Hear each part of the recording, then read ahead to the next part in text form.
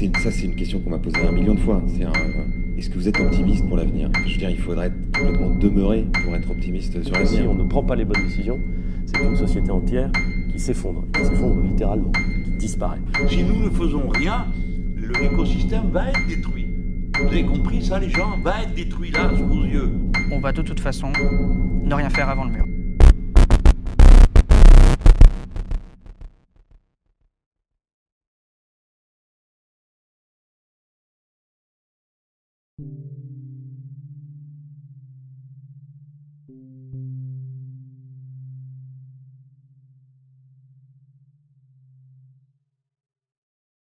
Moi je pense qu'il faut qu'on se bouge le cul et que justement pour montrer qu'on est là et qu'on est beaucoup à pas être à vouloir qu'il y ait des changements et que le gouvernement il prenne des vraies décisions, et je pense que c'est en tous se rassemblant comme ça que les choses peuvent avancer et tout, voilà. Après je sais pas, la manif du 15 mars, je sais pas si elle a mené à beaucoup de choses. En tout cas ils ont compris que la jeunesse était engagée. Après on fait tout ce qu'on peut, je veux dire c'est bien non plus qu'on est engagé et puis que on n'est pas passif comme ça, et non, c'est pour ça. On a envie que les choses changent, qu'au niveau du climat ce soit beaucoup plus pris en compte au niveau politique. Ça passe par quoi? Quelles actions il faudrait mettre en place? Que les politiques arrêtent de penser à l'argent et plus au climat, parce que c'est pour ça que les choses bougent pas au final, c'est parce qu'ils privilégient l'argent. Je suis ici pour soutenir les jeunes qui viennent marcher pour préserver la vie future sur notre planète. Représenter aussi le projet, le collectif qui lutte contre le projet du Terminal 4 qui veut proposer 40% d'augmentation du trafic aérien en région parisienne, alors que ça nous semble être complètement anachronique avec l'économie du futur. C'est une économie qui est polluante, qui émet du CO2, et que les lobbies aériens sont très mobilisés pour faire passer cette construction qui nous choque parce qu'elle nous semble pas très créative de valeur en termes d'économie et puis dangereuse pour l'environnement et le climat. J'accompagne ma fille, qui a 10 ans, qui est trop petite pour venir seule. Donc c'est à son initiative?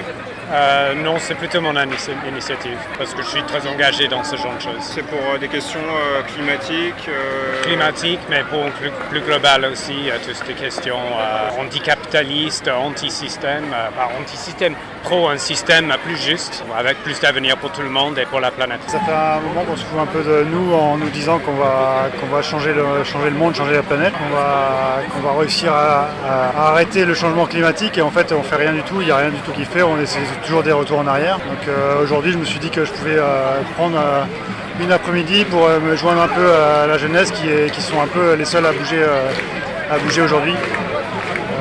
Aujourd'hui en fait il faut que ce soit une jeune de 16 ans qui aille dire au monde que ça va pas et qu'on est en train de foutre le monde en l'air. C'est un peu pour ça que je suis là. Ouais. C'est important de se mobiliser. On est face à de graves problèmes qui vont nous tomber dessus dans les années à venir, et si on fait rien, on ne pourra pas s'en sortir, donc c'est important. Déjà là on est beaucoup, mais il faut que tout le monde se mobilise et que tout le monde fasse quelque chose pour que le gouvernement réagisse et puisse nous protéger des crises qui vont arriver. Qu'est-ce que tu appelles on va pas s'en sortir? Qu'est-ce que tu veux dire par quand on voit que la biodiversité est en train de mourir, que le climat se réchauffe, que l'eau est de plus en plus polluée, parce qu'on appelle la théorie de l'effondrement. Moi voilà, je me suis un peu renseigné dessus, et puis je pense que ça va nous tomber dessus, même si on est beaucoup dépendant de tout ce qui est autour de nous. On n'a pas assez de contrôle sur ce qu'on mange, sur ce qu'on produit, sur ce qu'on fait. Et si on fait rien, tout ça va s'effondrer et on pourra pas s'en sortir convenablement.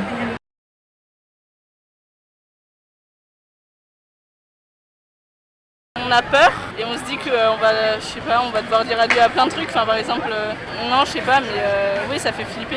Moi, en plus, je suis assez pessimiste sur la question.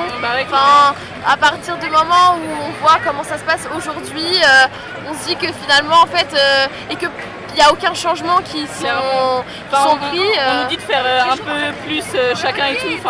Mais clairement, c'est pas ça qui va suffire. Ouais, effectivement, ça fait peur, et puis on se dit merde, on peut rien faire par rapport à ça, quoi. À part justement manifester et montrer notre. Moi, quand je mangeais de la viande et tout, je culpabilisais. Du coup, j'ai arrêté de manger de la viande. On culpabilise et vas-y. Voilà. On réfléchit à des vraies solutions, parce que pour l'instant, il y a des choses qui bougent au niveau plus individuel, où on pense par exemple au tri sélectif ou On essaie par exemple d'acheter des brosses à dents en bambou et au final c'est des petites actions qui ont leur importance, mais je pense qu'il y a aussi des décisions à prendre à des échelles un peu plus importantes et qui ne sont pas forcément prises. C'est un monde qui regarde la vie de plus près, qui regarde l'infiniment plus petit de plus près, qui est capable de prendre en compte les plus fragiles, que ce soit dans la vie de la faune, dans la vie de la flore, dans la vie des hommes, que la fragilité soit respectée. Et je pense que les premières victimes de l'effondrement, ce sera peut-être les plus forts en définitive. En tout cas, aujourd'hui, je crois que c'est vraiment pour moi s'attarder, observer, être attentif aux plus petits signes de vie et des organismes les plus faibles. L'extinction de masse, c'est plus facile parce qu'on est en train de détruire la biodiversité à un rythme effréné. Le changement climatique, j'aime pas trop s'arrêter sur ce sujet parce que c'est devenu un sujet qui a été approprié par les pouvoirs pour ne pas parler de toutes les autres choses. Il y a un changement climatique, il y a un réchauffement climatique, il n'y a pas de question. En partie certainement dû à l'homme, peut-être pas exclusivement, j'en sais rien. Mais dans tous les cas, je n'aime pas que ce soit quelque chose qui soit l'unique sujet des pouvoirs. C'est un monde qui ne se respecte pas, en tout cas qui ne respecte pas les générations à venir. C'est une absence de respect des générations à venir, c'est que le nombrilisme de ceux qui sont là aujourd'hui. En revanche, on sait mettre le doigt sur ce que chacun fait mal aujourd'hui, alors qu'en fait c'est quand même l'inaction de nos politiques aujourd'hui qui continue, qui alimente le réchauffement et la planète, qui n'est pas respectée, les générations qui ne sont pas respectées. Un peu ça, c'est pour moi. Une planète qui n'est pas respectée, ouais. Pourtant on est déjà dans ce monde-là, ça y est. Ah oui, pour moi on est déjà dans ce monde-là. On aura beaucoup de difficultés à changer ça si on ne change pas la mentalité. Alors qu'il y ait la jeunesse qui prenne conscience, c'est bien. Seulement le jour, comme Greta Thunberg le dit, le jour où elle sera en âge de faire changer les choses, d'avoir le pouvoir, d'avoir le droit de vote aujourd'hui, et donc tous ces jeunes-là qui auront le droit de vote demain, il sera trop tard en fait. C'est déjà trop tard, c'est même déjà trop tard. C'est juste qu'on peut au moins limiter la casse aujourd'hui. On perd, je sais pas combien d'espèces par jour. On est en train de mourir tous les jours, on perd des espèces. On voit que les écosystèmes se dégradent, la terre se dégrade. Il y a plein de documentaires. Il suffit juste de se renseigner un petit peu et on voit à quel point c'est terrible ce qui se passe autour de nous. Donc bien sûr qu'on est déjà en plein dedans.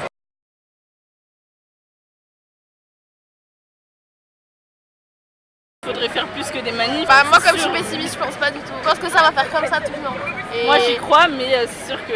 Enfin on n'a pas toujours le même avis, mais je sais pas, non moi je pense pas. Je pense que ça peut... On va tous mourir dans 2 ans en fait. Non, peut-être pas dans 2 ans, mais en tout cas, voilà, je pense pas que on arrivera à faire changer les choses, en tout cas aujourd'hui. Et puis en fait, au final, ça va être compliqué pour le futur de tout le monde, quoi. À ce rythme-là, non. Après, s'il y avait une vraie prise de conscience, pourquoi pas. Après, je m'y connais pas assez là-dedans, mais je me dis que de toute façon, il faut faire quelque chose. Et bon, j'ai pu voir à la télé, quand ils en parlent un petit peu, ils disent que c'est déjà trop tard, mais il y a forcément encore des choses à faire et voilà. J'en sais pas grand-chose, vraiment j'en sais pas grand-chose. Je pense que ce sera plus que 2 degrés, mais qu'on peut aussi avoir une évolution qui nous permette, si on est capable de mobiliser notre intelligence de vie et de s'adapter à condition qu'on soit respectueux de tout ce qui existe de caché dans la nature et dans les océans. Ouais. Je pense qu'on peut apprendre du vivant, on peut apprendre de la fragilité. Ouais. Sans volonté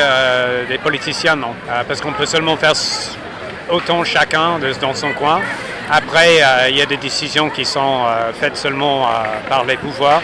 S'ils ne le font pas, non, c'est intenable. Et ils le font pas tant qu'ils ne sont pas mis pied au mur par le peuple, parce qu'ils ne vont pas le faire tout seuls. C'est plus une limite qui est donnée pour montrer, enfin en tout cas selon moi, même si c'est réel, hein, il y a vraiment une limite à pas dépasser, mais pour la prise de conscience, la limite de 2 degrés, que ce soit un 5, 1 degré, 1 degré, un 5, 2 degrés, 3 degrés, pour moi c'est le même principe, c'est-à-dire que on va au-delà de ce qui est possible. Le réchauffement climatique, on va foutre en l'air, c'est la 6e extinction de masse, et tout ça en fait c'est déjà en cours.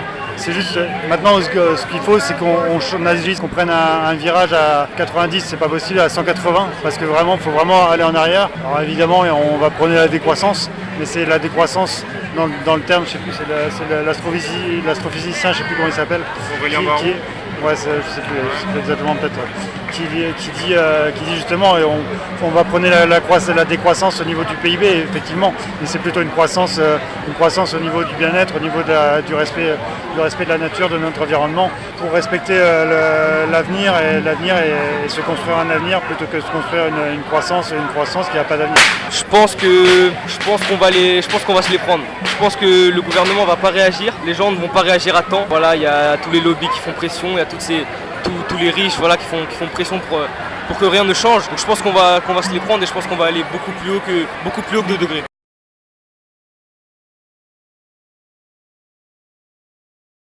On pourra que s'adapter. Hein. Ouais, bah oui, on a que ça à faire en plus. On survivra et voilà, on fera tout. Bah en fait, là, on est habitué depuis tout petit à faire des trucs comme ça, mais qui polluent.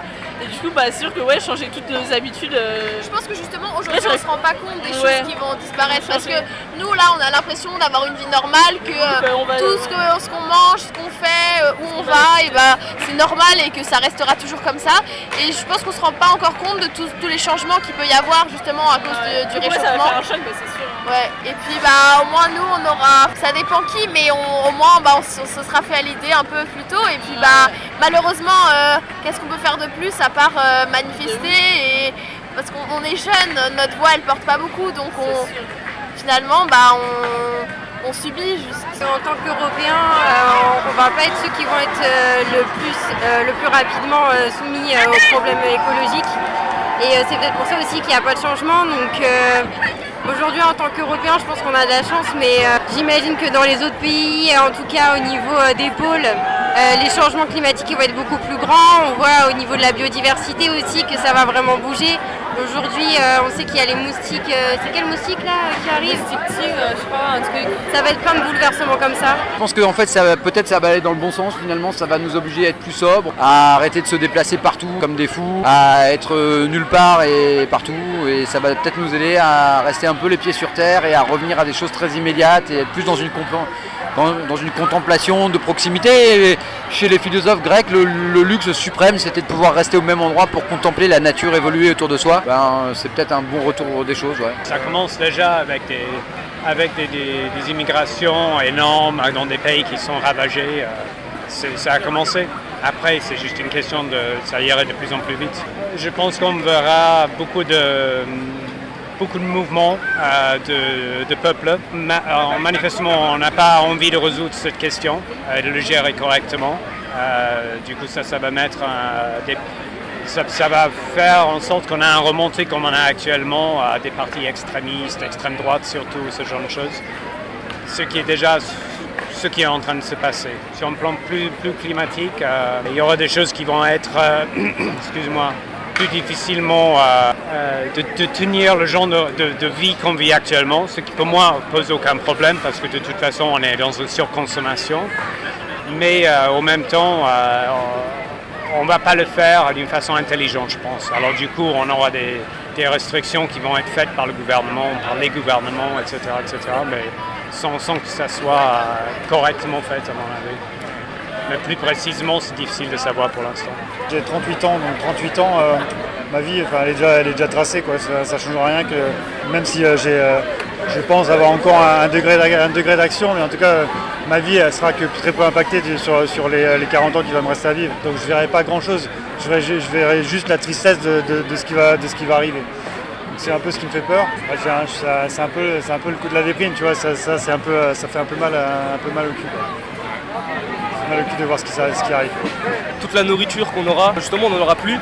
Tous les supermarchés, toute cette nourriture provient d'en dehors de la France. À peu près 70%, je crois, de la nourriture qui vient de Paris vient en dehors de la France. Donc ça, quand les transports ne pourront plus être assurés, voilà, il y aura des énormes pénuries, on est énormément à consommer, donc on ne pourra plus se nourrir, se chauffer, s'habiller convenablement. Donc ça va impacter grandement. Les populations des villes vont forcément migrer vers les campagnes pour pouvoir se protéger, espérer un peu se protéger un peu plus que dans les villes, parce que dans les villes ce ne sera pas possible. J'aimerais bien qu'il y ait une convergence des luttes, c'est très important, parce que c'est un moment historique de le faire.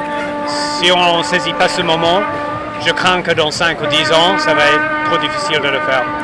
Ça va être déjà très tard pour le faire au niveau climatique.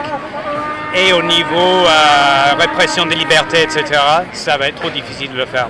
Dans 5 ans déjà, je pense que la question est bouclée. Alors c'est un moment propice maintenant pour le saisir.